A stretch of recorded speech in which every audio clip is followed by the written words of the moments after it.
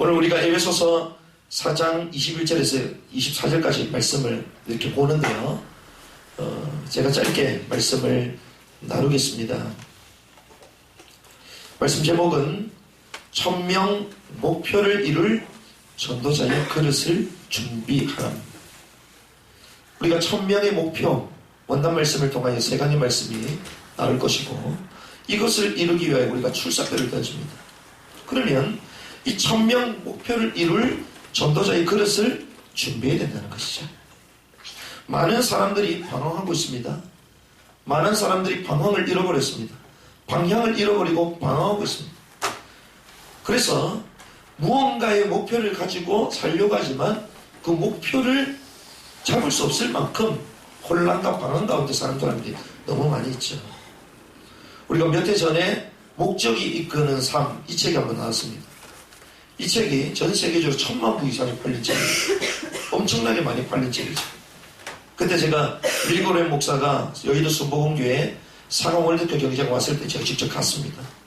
가서 세미나도 참석하고 상암 경기장도 제가 참석을 하고 했죠. 목적이 이끄는 삶. 근데 그 책에 그렇게 열광하는 사람들이 많이 있었는데요. 기독교인뿐만이 아니라 일반 사람들까지도 그 책을 사려고 절판이 몇 판이 됐잖아요. 근데 그 책을 산다는 이유가 무엇이겠습니까? 목표가 없다는 것이죠. 목적이 없다는 것입니다. 목적이 희미하기 때문에 그 책이라도 사서 보고 싶다 이거죠. 많은 사람들이 목표와 목적을 잃어버리고 살고 있습니다. 그런데 대부분 이 큰 뜻을 품은 사람들, 대의를 품은 그 한 3%의 그 사람들이 사실은 세상을 바꾸는 것입니다. 목표 중에도 세상을 바꿀 만한 큰 대의를 가지고 있는 사람들, 이 사람들이 결국 세상을 바꾸죠. 그래서 목적의식이 분명하고 목표를 가지고 있는 사람 중심으로 세상은 가게 되는 것입니다. 그런데 특별히 예수님께서 제자들을 부르셔서 지상 천명을 완성할 수 있는 언약과 목표를 딱 주셨습니다. 단순한 큰 대의, 세상을 바꾸자 하는 목표가 아니라 지상 천명을 완성할 수 있는 완벽한 언약과 그 목표를 주신 것이죠. 그래서 주님이 이 목표를 이루기 위하여 감람원에 40일 동안 데리고 가십니다.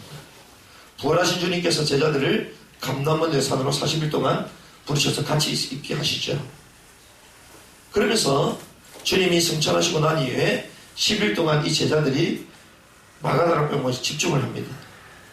그때 50일 오순절날이 임의령에 하나님의 역사, 지상 천명을 완성할 엄청난 역사가 터지기 시작하는데, 그럼 예수님께서 이 역사가 일어나기 전에 40일 동안 부른 이유가 뭐겠냐는 거죠.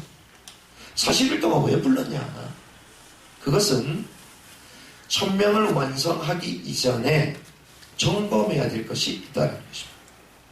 저와 여러분들이 내년에 이제는 지상 천명, 우리에게 주신 이 미션을 완성하기 위하여 출사표를 던지고 가야 됩니다. 그 이전에 하나님께서 이 송구 영신 예배 때 점검할 것이 있다는 것입니다.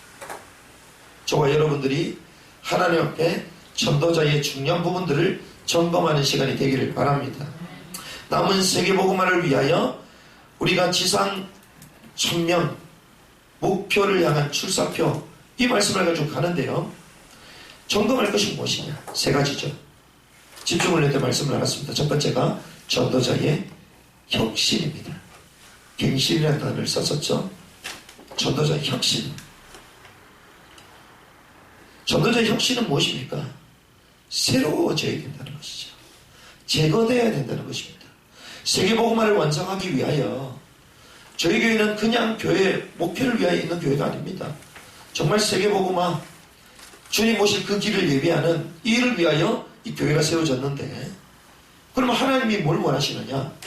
전도자의 혁신이 먼저 일어나는 거죠.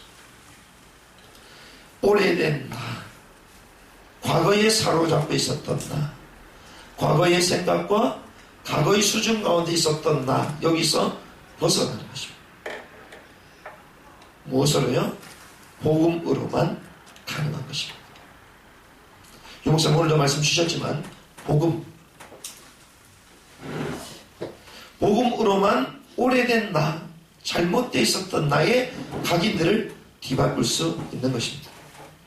그래서 전도자의 혁신, 빨리 우리가 혁신돼야 되는, 어떻게 해요? 복음 아닌 다른 것을 빨리 벗어버리는 것입니다. 저와 여러분들이 2016년을 맞이하면서 하나님이 이제는 중요한 이 1000명 목표를 실현하기 위하여 달려가기 전에 전도자의 혁신이 일어나는 시간이 되기를 바랍니다. 근본의 각인이 뒤바뀌어져야 되는 것입니다. 무엇으로요? 복음으로. 두 번째는 전도자의 혁명입니다. 혁명은 바뀌는 것입니다. 불신앙과 그 저주와 방황하고 있는 나의 영적인, 나의 삶의 육신의 이 흐름이 싹 뒤바뀌어야 돼요. 오늘 나는 어떻게 하고 있습니까? 불신앙 가운데 있거든요. 오늘 많은 사람들이 말은 하지 않아도 육신주의 가운데 싹 잡혀 있습니다. 육신주의의 그 흐름 가운데 계속 하고 있다는 것입니다. 오늘 주님은 뒤바꾸기를 원한다. 어떻게 뒤바꿉니까? 말씀 속에 들어갈 때 바뀌어질 수 있습니다. 말씀의 흐름 속으로 들어가는 한 해가 되시길 바랍니다. 말씀 흐름 속으로 싹 들어가는 것이죠. 그럼 나의 오늘이 바뀌게 되는 것입니다. 오늘의 흐름이 뒤바뀌는 것입니다. 이것이 전도자의 혁명이죠. 그래서 말씀이 회복되는 뿌리를 내리는 올 한 해가 되어야 되겠다라는 것입니다. 마지막 전도자의 개혁입니다. 이 전도자의 개혁은 말 그대로 회복하는 것이죠. 개혁은 원래의 것을 회복하는 것입니다. 무엇을 회복합니까? 잃어버렸던 생명을 회복하는 것입니다. 잃어버렸던 우리의 가족들을 찾아내는 것입니다. 사단에게 포로되어 있는 그 사람들을 찾아내는 것입니다. 우리가 한 해 동안 이런 말씀 가지고 우리가 인도받았는데요. 우리가 감사하게도 송구영신 예배 때 불신자가 셋이 세 가족이 되어 교회화되어서 앉아 있습니다. 원래는 사단에 포로됐던 사람이었죠. 우리도 과거에 그랬던 사람들. 그런데 찾아냈습니다. 원래 것을 회복했죠. 우리의 가족이 됐습니다. 내년에 이 축복이 풍성하게 일어날 줄 믿습니다. 기억되죠. 문화 잃어버렸습니다. 원래의 우리 문화를 회복하는 것입니다. 잃어버린 경제, 땅을 정복하고 다스리라. 그런데 빼앗겨버렸습니다. 회복되어야 된다는 것이죠. 무엇 할 때요? 전도할 때. 하나님은 전도자에게 이 축복을 주시는 것입니다. 그래서 이 일에 도전하는 체질로 하나님은 소유되기를 원하십니다. 이것을 우리는 재창조로 봅니다. 우리가 복음을 가지고 있다. 복음을 가지고 있으면 나 중심의 모든 것이 뒤바뀌는 혁신이 일어납니다. 그 복음의 오직 속으로 들어가요. 말씀을 붙들고 있으면요, 나의 잘못되어 있는 그 흐름이 뒤바뀌기 시작합니다. 그것을 우리는 유일성, 말씀의 유일성 속으로 들어가는 거죠. 하나님은 회복하게 하십니다. 개혁되게 하십니다. 뭘 돼요? 전도의 축복 가운데 들어갈 때, 전도할 때 재창조가 일어납니다. 그래서 우리가 대의를 품은 그 세상의 사람들을 넘어서서 우리는요, 시대의 종말, 지구의 종말이 우리 손에 있습니다. 유 목사님은 모른다 얘기하셨잖아요. 모릅니다. 하지만 우리는 알고 있습니다. 지상 천명을 완성하는 그 순간 지구는 종말이 오게 되어 있습니다. 지구 종말의 시간표를 가지고 있는 사람이 누굽니까? 전도자예요. 그 시간표를 가지고 달려가는 교회가 우리 복음의 교회라는 것입니다. 말씀을 정리하겠습니다. 오늘 본문의 말씀을 보면 21절에 그럽니다. 진리가 예수 안에 있는 것 같이 너희가 참으로 그에게서 듣고 또한 그 안에서 가르침을 받았을 진데 진리가 예수 안에 있음을 믿습니다. 그 안에서 우리가 배운 줄을 믿습니다. 그에서 우리가 들었단 말이에요. 우리가 복음을 계속 들어왔고요. 복음을 소유하고 그 복음이 진짜 진리라는 그 사실을 우리가 날마다 확인하잖아요. 그런데 그런 사람은 어떤 사람이냐? 구습 옛사람을 제거한다. 벗어버린다. 뭡니까? 전도자의 혁신. 심령이 새롭게 된다. 새롭게 바뀌는 것, 뒤바뀌는 것입니다. 혁명이죠. 전도자의 혁명. 새 사람을 입는다. 새 사람을 소유하게 되는 것입니다. 개혁입니다. 전도자의 개혁. 우리가 예수 그리스도의 복음이 우리에게 있다면 전도자의 혁신, 혁명, 개혁이 일어날 줄을 믿습니다. 그렇게 될 때 우리는 이제는 천명 목표를 향하여 출사표를 던지고 갈 수 있는 것이죠. 저와 여러분들이 내년에 주실 그 응답들 벌써부터 기대가 되고 우리가 이번 주 1강 또 2강 말씀을 통해서 이제 복음인교회가 달려가야 될 그 언약이 어떤 것인지 하나님 우리에게 주실 것입니다. 오늘 목사님 저한테 전화해가지고 메시지 준비를 다 했냐? 안 했습니다. 다 했냐? 안 했습니다.